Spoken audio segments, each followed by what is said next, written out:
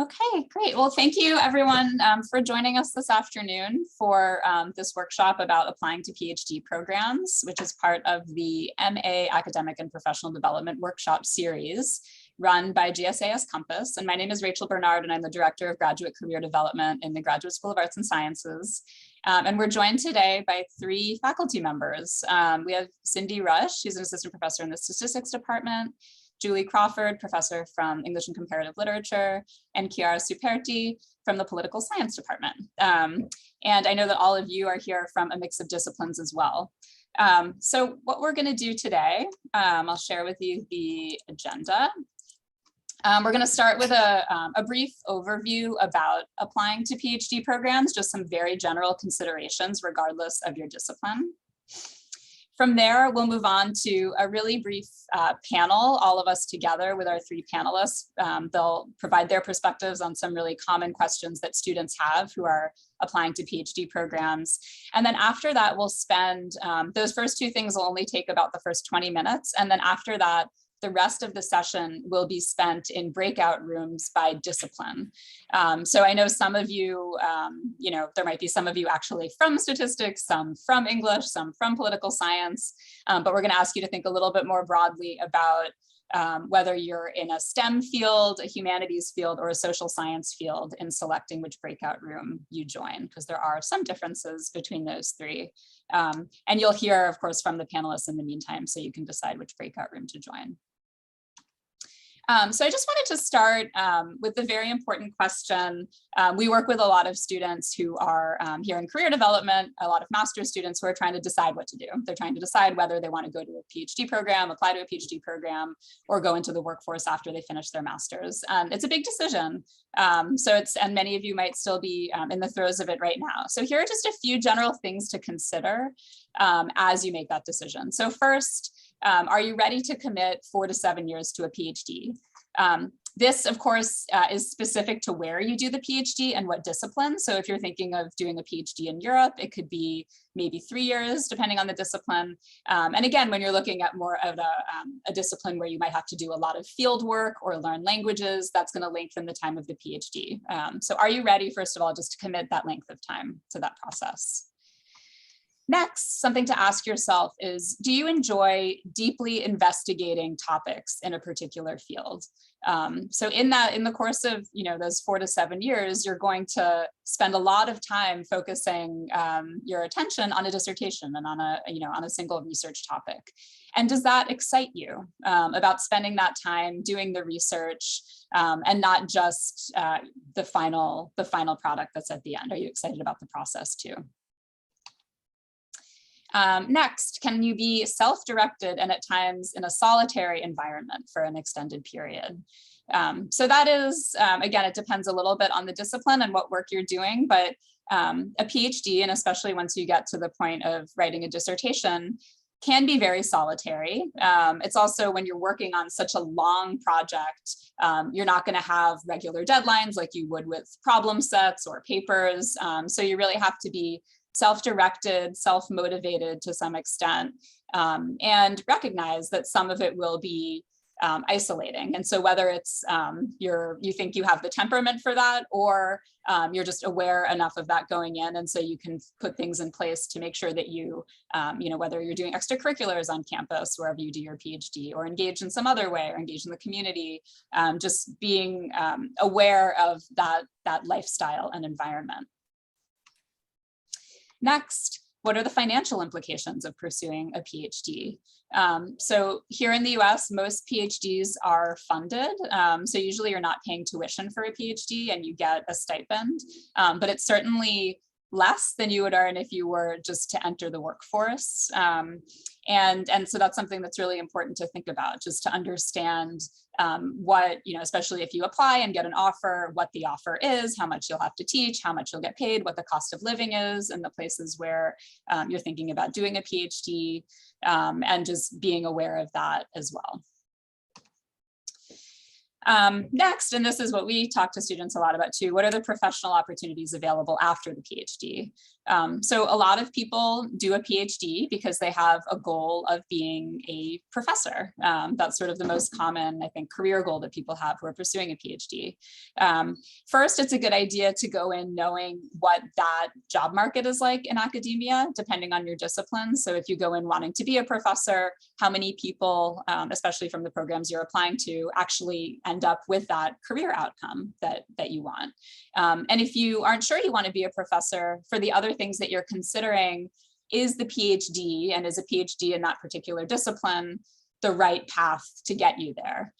So that definitely takes some research, and the answers to those questions, will vary by discipline. They'll vary by particular university and department within the university. So these are things to think about and to ask and to research as you're considering both whether to do a PhD and then which PhD programs you decide to apply to. And this is related to that. What are my professional goals, and will the PhD program help me achieve them? So that the former bullet was about where are kind of the career outcomes of the people in the PhD programs that you're applying to. And this one is about what are your professional goals? And obviously, going back to the 4 to 7 years thing, people's goals change over the course of a PhD for sure. But I think to check in with yourself about at this moment, when you're thinking of applying, what are some of your professional goals, and is the PhD, does that degree and that process make sense to achieve those goals? So these are just a few of the things that are really good to think about and be honest with yourself about, and to research, ask faculty, ask other people who mentor you and who are in your network. Okay, so now just really quickly about the process. So it's April. I'm guessing that most of you who are here, if you are going to apply, you're going to do it in the next cycle. So this is perfect timing. It's a really great time to get started on this timeline. So the first things to do: consult mentors, and your mentors can be, they should be some people here at Columbia, so people from your MA program, and you might also still have mentors from your undergraduate institution. So this is the time when you want to start talking to them about your plans, and then start researching programs. Again, programs there, you can get a PhD in the same discipline in 2 different universities, and it looks really, really different. So research the programs, research the faculty, research the career outcomes. The next thing to do is to request your letters of recommendation early, as early as possible. Faculty get so busy in the fall with writing tons and tons of letters of recommendation. So even giving, letting people know, even, as early as possible, hey, I'm going to be applying to PhD programs in the fall, even letting them know now, and then over the summer, actually making that request, letting them know where you're applying, just to give them at least 4 to 8 weeks, and really as long as possible. Next, prepare your own materials. So get your CV ready, get your write your personal statements. Look at some applications have particular essays you have to write. If you need to submit a portfolio, make sure that you know that well in advance what the process is, and start getting those materials ready. That's a good thing to do over the summer. Then check in with your reference letter writers. So after you've asked them, it's a good idea to maybe 2 weeks before the deadline, check in with them just to make sure they're staying on top of it very politely, but just to remind them of that. Then revise your materials, maybe get some feedback on your materials, and submit them by the deadline. So that's the basic process, but it's really good that you're starting to, that you're here today and obviously starting to think about it. Tip: start early and seek mentorship from lots of places. Okay, so now we're going to move into the panel part, and I'm going to pose 3 questions to our panelists. So the first, this is something we get asked about a lot: should students email potential faculty mentors in advance for the PhD programs that they're applying to? Whoever wants to go first, what's your opinion? Cindy, I saw you unmuted. Yeah, I can go first. Yeah, so I guess in statistics, and I think this holds more generally for STEM fields, there are different funding structures depending on the program. So sometimes, like statistics at Columbia, students are funded by arts and sciences at the university level. So, you apply to the department, a committee accepts you, and then you join the program. On the other hand, some programs, like some statistics programs even, students are funded by individual faculty members. And so this should be something you know ahead of time before you apply, and this should change whether or not you contact folks. So certainly if there's a situation where a faculty member will be funding you, you should write to potential mentors. It's probably less important for the programs where the money comes from the school and a committee selects the students. That being said, the wrong idea is to email everyone and say that you could, that you would like to be their student. The right idea is to find one or two people who you actually, your kind of interest in their research connect, right? So find some like one or two folks, that you really feel like you kind of vibe with, and then write a very targeted letter to them. Right. So, acknowledge that you've read their work, why you think they would be a good mentor for you, what you can, sort of offer in these sorts of things. So the wrong idea is to kind of just cold email a bunch of folks. But, I think a few like sort of really thoughtful emails, especially if those folks will eventually fund your education, makes sense. So that's kind of the state of affairs, I think, in STEM. I would add two quick things to that. First, hello to Kelly's cat. I see your cat. The first thing is don't ask anybody you write information that's available on the website. It sounds stupid to say that out loud, but you'd be amazed. And so, it's related to the cold calling thing that Cynthia was just saying, like, make sure that you're not wasting somebody's time with information that's publicly available.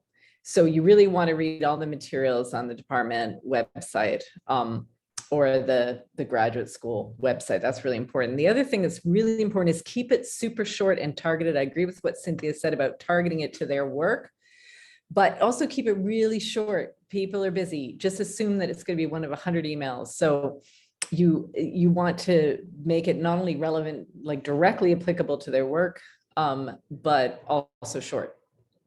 Those are the two things I'd add for now. Yes, I agree with everything, especially the website part. And also on that note, maybe it's a good try to understand who are like the administrators that maybe you can reach out for more administrative jobs instead of the faculty that you don't want to reach out to ask for like administrative details. So understanding the structure of the places you're applying. But in terms of reaching out, I actually will say, unless you have a very good reason, and I was thinking about what's a very good reason, I couldn't find a very good reason. So probably very rarely it's worth it like to reach out to faculty in the social sciences, because it's very, very rare that there is a structure like the one that Cynthia described. So usually, and I think like I'm saying 99% because I don't want to overstate it, but it's the structure is that you apply through, the application process, the department with a committee evaluates you, and then you get funded by the whatever university structure is supporting the PhD students. And so there's not like a direct responsibility, and you're not going to be working directly with any faculty in those like kind of terms. Like this is all different if you're applying in the UK, for example, or in other European context, where it's the opposite of what I just said. But like in terms of the US, I probably wouldn't do an email unless you were a student of one of these professors. Maybe that's a good excuse. If you were a student before one of these professors or something that kind of like gives you an excuse to check in with them. Otherwise, I wouldn't do that. And they're probably not going to read it. And in some there is some small possibility that they might get like, a little annoyed, so you really don't want to get that. So my suggestion would be probably not, don't write. Could I add something to that Chiara just reminded me of, which is that, so we get 600 applications, say, it goes through several processes before the faculty member is actually going to see it. So it's going to go through both the graduate school, and then it's going to go through the Committee on Graduate Education, or whatever it's called at that university. So by the time I get it, or any field specialist gets it, there's many stages. And so we're likely only to want that personalized communication about being a mentor after you've already been admitted. So that's just something to know, to add to what Chiara just said, that's really important. I'll also add that this is a quick thing that you could just ask, like if you're in contact with one of your letter writers, if you're unsure, just be like, hey, do you think I should be contacting folks? And they'll give you probably a yes or no really quickly, because this is a little bit field specific. So. Great, thank you. The other reason it's good to ask your advisor too is these are very small worlds, and sometimes people know people personally and can say, yeah, don't reach out to that person, or yes, reach out to them. They might actually know them and know like whether they're the kind of person that likes to get those emails or not also. So I see a few questions in the chat, and I'm actually going to ask that we wait until the breakout room portion for you to ask these, especially because some of these are more discipline specific. So it just makes sense to ask the faculty member in the breakout room. So I'll ask you to just remember your question and ask it in the breakout room. But the next question here, which is another one that does transcend disciplines, is who should write students letters of recommendation? Should it be, so if you're in a master's program, what should the balance be between faculty from Columbia and faculty from your undergraduate institution? Should I go first, reverse order? Okay, so who should be, so there is a clear, like usual, well-known trade-off between like more like senior or established faculty that you might have taken a class with but don't know you very well, versus someone that might be more junior or less established in the field, but there's a lot of information about you. So obviously there's no perfect formula. In the years, my experience said that like more informations are better than a very generic letter from someone who's very accomplished but knows basically nothing about you and is writing kind of like a general, you know, good student, submitted assignment on time, this kind of like generic letter. So this means that you should probably look for the faculty with whom you establish some kind of relationship. You met at office hours, maybe you took maybe more than one class if that's possible. So someone that can really say a number of things that that can speak. It will be also great that even if it's not someone that is established or like is, however, someone that is mainly academic, just or at least that knows how to speak in academia. So in some of our master, often some visitor, they might be more like in practitioners or work like, and as long, I mean, these are great as long as they know how to speak to academia, to like say this person is going to be a great researcher. So these are the kind of criteria. I don't remember what was the other side of the question. Sorry, is that? That's it, right? Am I forgetting a part of the question? Sorry. No, that's very helpful. The other part was like Columbia versus oh yes, someone from sorry. And undergrad, I think in general to my students, I say that you don't have to have all from Columbia, but it is a little bit of a bad signal to have no one from your MA program. And so it's kind of like if you have one or two from the program, it really signal that you grow, like you did well at a graduate level, which is great. And not having anyone might send the wrong signal for like, you know, no reason, actually. That's it. Yeah, just to add very quickly, I would say that people often worry about having a letter from somebody who isn't as sort of elite or fancy or titled as somebody else. As a general rule, I think it's more important that you have somebody who knows your work well. this is particularly true in the humanities where, you know, the content of the letter really, really matters. Like somebody being able to describe your research and writing is really important. That said, you do want to make sure that it is somebody whose relationship to the university is not temporary. In other words, there's somebody who is on a contract that is longer than 1 or 2 years, because they can disappear. The second thing that I would say about that is you want to have a balance between the worlds that you've been in. And so often people have been in an undergraduate degree and an MA degree, but also sometimes people have been in other environments for 10 years. So depending on your discipline, it's not crazy to get a letter from an employer. That said, you want to think about what is relevant.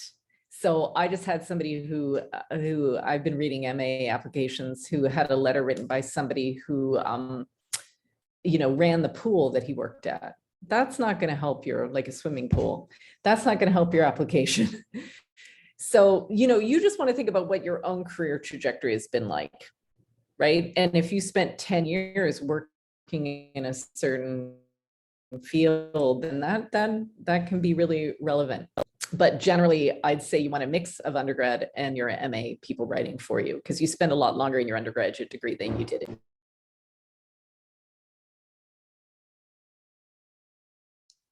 Yeah, I'll maybe just add a few thoughts, but it's more or less the same as what's been said. You want folks who can speak to your aptitude for future study, right? Your potentiality as a researcher in the field. And, you know, good grades are only like one aspect of that. So often the weakest letters are those that come from, you know, a faculty who doesn't really know the student, but just tells us a lot about the class they took with them, and, you know, the fact that they got an A+ in the class. But everyone applying to these grad programs got an A+ in their class, and they were the top, you know, there's 1 or 2 classes where they got the top grade. So this doesn't really add much to your profile. At some level, it's almost even better, I would think, to, you know, if you had a class that you found you struggled with a little bit and it was harder, but you were meeting with the faculty a lot to you know, improve, that might actually be a better letter, even if you ended up with an A- or something, than the class you got the A+. I'll also add that for us, the letters from employers tend to not carry a whole bunch of weight, because it turns out that most folks in industry don't necessarily know what we're looking for in these sorts of letters. So what they write is kind of just a little bit wacky, and it's hard to compare. So I would, you know, if you're in industry and it's like a research angle of industry, that could provide good letters. But if this is like your boss, it's probably better to look at your professors. For us, there's you know, Columbia versus undergrad. It's like, just find the folks that know you the best, you know, the folks that know your work well, that know you the best, and these sorts of things. But again, if there can be a diversity, you know, some from undergrad and some from your MA program, to just demonstrate that you were a person in each of these parts of your life where, you know, someone remembers you and someone thinks that you have a successful future, that's good. So one thing I just remembered too, for those of you who have 1 degree in one country and then an American degree, it's also true that different cultures have much, much, much shorter letters. So notoriously, British university professors write like 7-sentence letters, which could be for them a rave, but American university professors write several page letters. And so that is something to think about. Often people have had that brought up to them before, right? If your undergraduate degree is in a different country, it's worth sort of, you know, figuring out what is the typical length of a letter, because that can also really sink you. I really agree with Cynthia about you do not, that's why I said, don't, you know, the pool guy, like only if it's directly relevant to what you're doing and it was a huge chunk of your life, not like somebody you worked for in the summer. You should always, always, always favor the academic letters. And, you know, similarly, if your previous degree is from a country that doesn't have a culture of letter writing, that it is, say, based on your ranking, which is true in many cultures, then, you know, that I would put then more onus on getting your letters from an American professor or somebody who's working, like, I don't think everybody of us in this Zoom is American, but we're working in American universities. So that's something to think about too. And of course, that's relevant if you're applying to American university. If you're not applying to American university, then you do different kind of calculation. Okay, great. There's a question in the chat, and I think about the answer to the question about do you contact faculty in advance? And I think that the different advice you heard is both as a result of different disciplines and different preferences. So you heard right that there were different answers to that question, and Cindy gave some really good reasons why in the sciences, for funding reasons, if you're going to be funded by a grant from a faculty mentor, you know, you would get in touch with that person much earlier, whereas in, say, English, you're funded by the university, so the, you know, the department has no, everybody gets, you know, whatever funding package they get. It doesn't depend on the mentor. But you can ask even more specific questions. Sorry, I just want to add that, like, well-tailored and thoughtful emails should always be the case, though, no matter what the funding situation, you know, that any email you send at any part of the process, don't make it generic, because it's just really obvious. And don't make it super long. It's not your essay. You have you writing an essay to apply. Okay, so let's do really quickly, like 30 seconds for each of you. If you just have one piece of advice to impart that's sort of for a general audience, and then we'll break up into the breakout rooms. I think my turn to go first. I would just say really quickly that you love the subject is not very relevant. So you want to head in substantively, not emotionally. Often people will say, or autobiographically, people will say, I've loved fill in the blank statistics, French literature since I was a child. That's great, but that is not what people are looking for. So you want to head in with substance.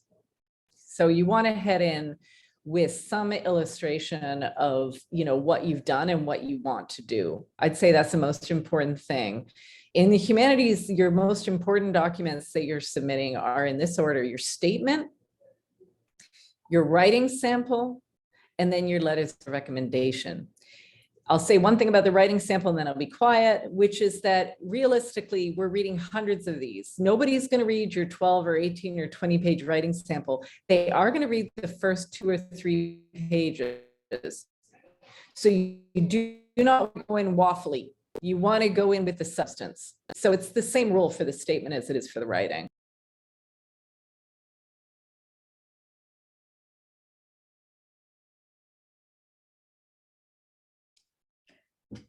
Yeah, I'll just add that for us also, the statement is very important, right? So we often just look, you know, anything of the first paragraph about, like, I don't know, even when I was a baby, I was doing math, is not like, you know, that gets skipped over, right? So it's directly like, can they talk about high level ideas in the field with like clarity and, you know, just correctly.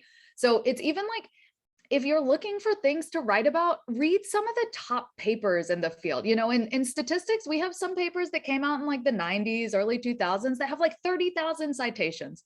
Read those and talk about, you know, how you feel about that at some level. That's much better than, you know, I've always known I wanted to do statistics since I was a child. And they can also, that can give you kind of practice on, you know, kind of academic writing and these sorts of things. Also, just make sure someone proofreads your personal statement, preferably someone in the field who can help you kind of with an eye towards this sort of technical writing. Would be my suggestion. Yes, I agree. I think everything that was said applies also to social sciences. I also actually had a note about like read top journal of like the discipline to understand, to have a sense, if you haven't had the chance obviously already to doing that during your MA, but to kind of read, to have a sense of what kind of research question people are asking. and what kind of methods people are using. Because I think that this statement is also very important in our field, and having like a good research question.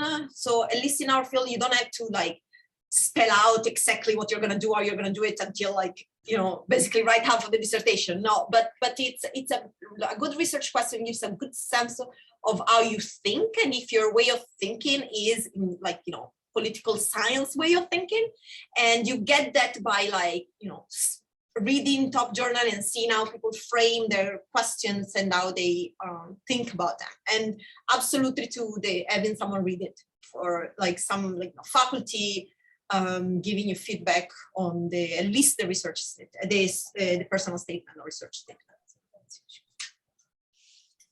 Great, thank you. Okay, so now we're going to go into breakout rooms. And first, I think I heard from some people that maybe you can't stay on, you have class at 2 o'clock. So in case you have to leave early, I put a link in the chat to a fantastic guide that I recommend all of you click the link and keep track of that. It's from the University of Chicago, and it's just a great step-by-step guide, all the considerations and the process for applying to PhD programs. So for the breakout rooms, and actually I'm just gonna